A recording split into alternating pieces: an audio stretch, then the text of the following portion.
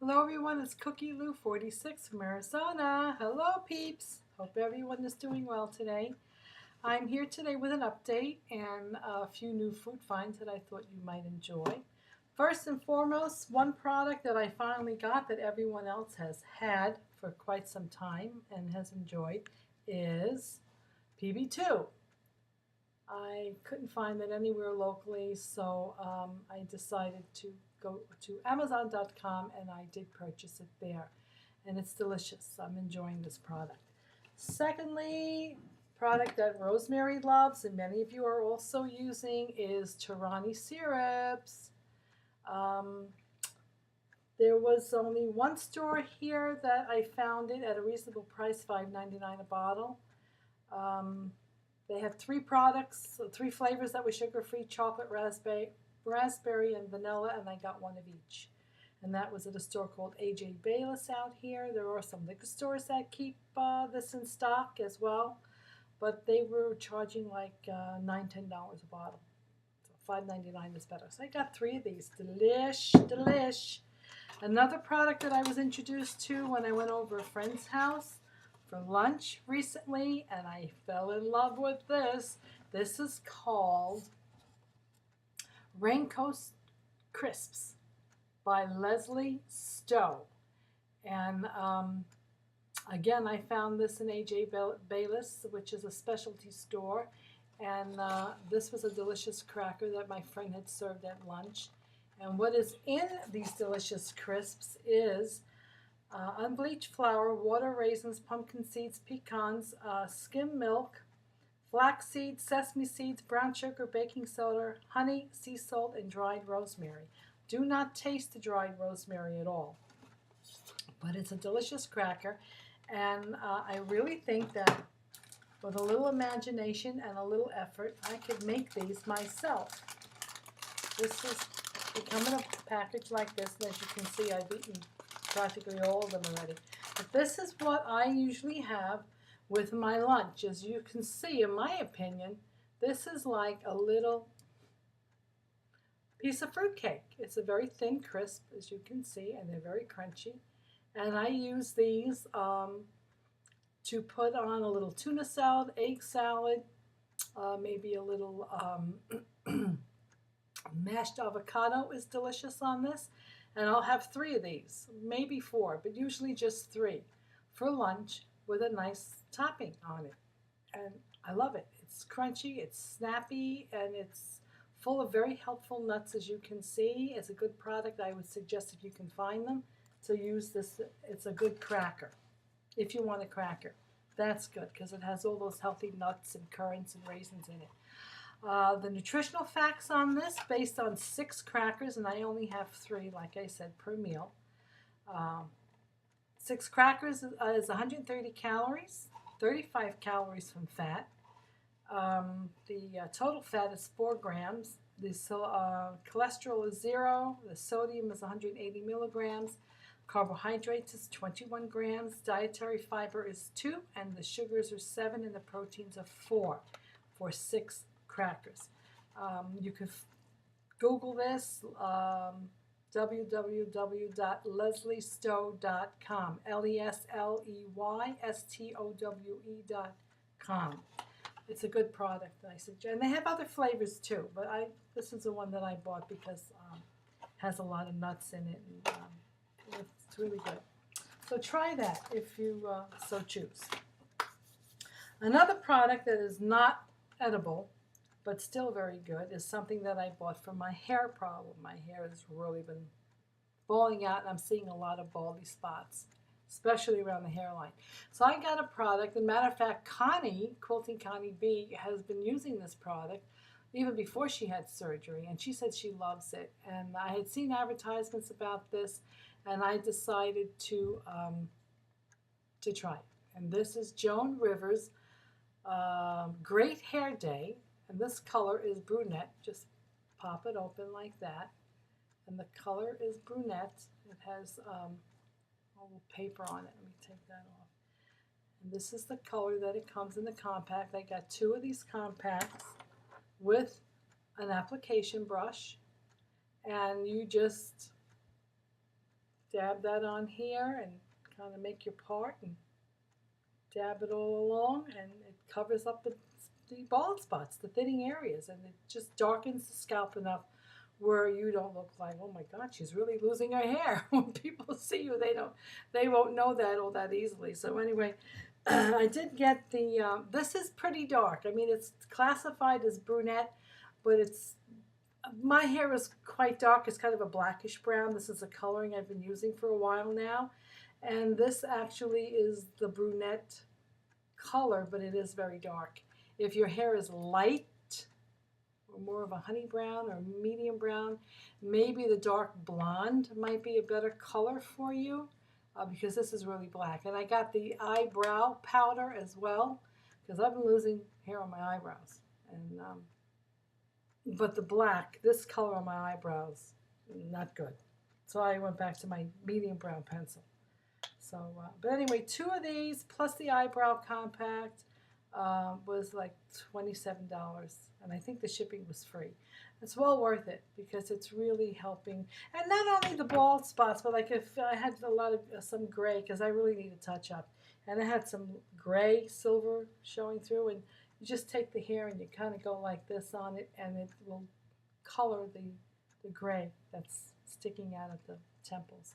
So this is a good product if you're having a problem with hair falling out. And I have a question out there. I don't know if my hair is breaking at the root or if it's falling out at the root, because I've been checking the hairs when they come out and I don't really see any root at the end of them. So I don't know. Is it breaking off or is it falling out? Either way, it's thinning. So anyway, those are my food finds. I got the Torini sugar-free syrups, which I said were a good find at $5.99. Got the PB2. I got the delicious Rain Coast Thins, which I know you're going to like. Another thing I'm going to tell you about that I did today real quick, because we're 7.5 minutes in, is my orthopedic doctor is in a place called the Core Institute.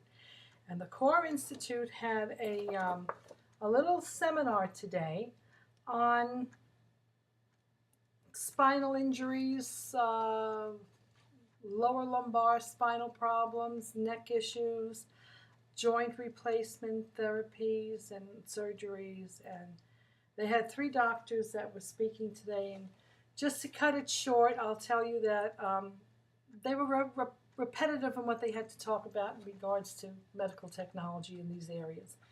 And the very last doctor that got up, his name was Dr. Jacobson. And what Dr. Jacobson is the Vice President of Research and Development. And let me see, he has a diverse experience covering comparative anatomy, the biochemical testing of tissue, gait, and motion analysis, and clinical research. So basically what he does in his lab at the Core Institute is he will get people to come in 3 or 4 or 5 months before they have some kind of reconstructive surgery on their joints or spine. And he tests them. He tests their pain levels, their gait, how they walk, how they get out of a chair, and then he'll take all this analysis and he will compare it to how they are responding after surgery to see what the improvement is like. So it was pretty much the end of the seminar, and people were asking questions after each doctor spoke, and I got up. I think I was pretty much the last person to ask a question, and I took the microphone and I stood up and I just said that I really think that what you're doing in your lab studies is really wonderful, but you didn't mention studying nutritional value in the way people feel and walk and get out of a chair, and how what they're eating could be highly affecting the diseases that are produced in their body. I said, we all know that we have a lot of chemical-induced foods and a lot of hormones in our meats and grains, and we have, of course, pesticides that are chemically bad for our bodies, and we're really eating crap. And I know my own experience as an obese person who is currently on a weight loss program, who has eliminated all high sugar, high fat foods. out of her diet and is eating as much protein as possible and veggies and fresh fruits. And I've lost 50 pounds so far. That's my update, guys. I lost 50 pounds. And I think that nutrition is a very big, important factor that needs to be studied. And I'm encouraging the Core Institute and other institutes like that, like you guys, to incorporate that. Doctors will tell us lose weight, but they don't give us information on how to best do that. We do have information, thank God, through television programs like Dr. Oz. He's big on nutrition and vitamins and minerals and what foods and fruits are good and what aren't. And I would like to see more of that happen in our medical field through our individual personal doctors that we see. His answer was, oh yes, when you're obese, you do have more pain and more problems with your joints. It is best to lose weight, to feel better. And also, we all know that too much sugar is no good for us, and we shouldn't be eating too much sugar. And I says, well, yeah, I understand that, but even people who are thin, who are eating high sugar foods, are still having pain. So obesity isn't the only reason for the joint pains. It's what we're eating that's making the free radicals go wild in our body, which is causing the arthritis and the tissue degeneration and the inflammation. And that's the core of why we're getting sick and why we're needing medications to ease our pain and surgeries to replace our joints when we can and should have more preventative care given to us from our physicians. And that's just what I want to bring to the floor today. So he wasn't happy about what I was saying. I could tell with his expression he wasn't happy. But anyway, I sat down and I got my point across. I sat down. Shortly after that, a man came over to me. He says, I heard what you said in your question.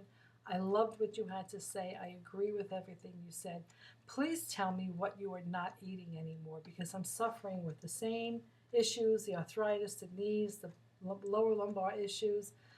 And I told him, I didn't mention the weight loss surgery because I think that didn't really play a fact in what I was trying to bring out at that meeting. I just was talking about the nutritional program that I'm on now and what's helping me lose weight.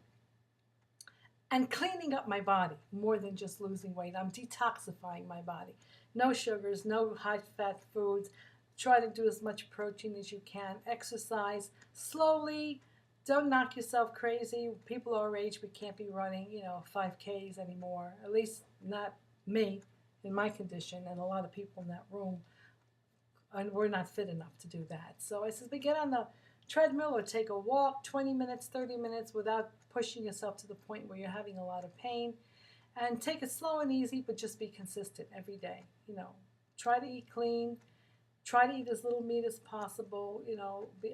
Smaller portions of meat and bigger portions of vegetables. 3 or 4 ounces of meat is really all you need per meal.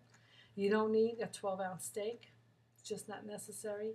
And regardless of what the size of your stomach is, it's not necessary. And just do the best you can with that. And look at movies, watch movies that talk about clean food. I saw one that I really liked the other day on Netflix. It's called, let me see, it was called Food Fight. I suggest you watch that if you can, Food Fight. And another one, which just explains the life and journey of Dr. Max Gerson, Gerson. He's long gone. And I found that in this movie that the reason he's long gone is that somebody poisoned him because of what he was bringing out in the medical field about